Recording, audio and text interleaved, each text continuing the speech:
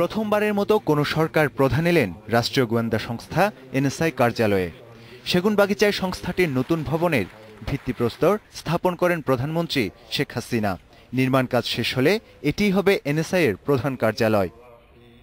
প্রধান অতিথির বক্তব্য রাখতে গিয়ে সাম্প্রতিক রাজনীতি সহ নানা বিষয় তুলে ধরেন প্রধানমন্ত্রী।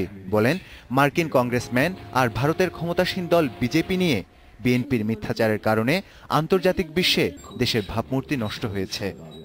৬ জন কংগ্রেসম্যানের সই নকল করে তাদের পক্ষে বিবৃতি নিয়ে এসেছে।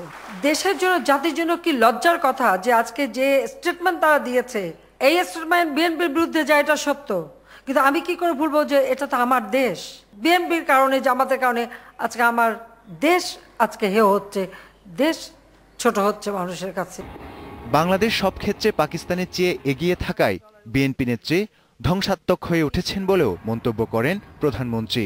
বলেন, দেশের মাটিতে কোনো অবস্থাতেই জঙ্গিবাদ ও সন্ত্রাসী কর্মকাণ্ড সহ্য করা হবে না। কারা চায় বাংলাদেশকে একটা অকার্যকর রাষ্ট্রে পরিণত করতে? কারা চায় বাংলার মাটিতে এই জঙ্গিবাদ, সন্ত্রাসবাদ দাঁড়া বেঁধে উঠুক? এই বিষয়টা সম্পর্কে আপনাদের অত্যন্ত সজাগ থাকতে হবে। কারণ বাংলাদেশ হবে দক্ষিণ এশিয়া একটা শান্তিপূর্ণ দেশ।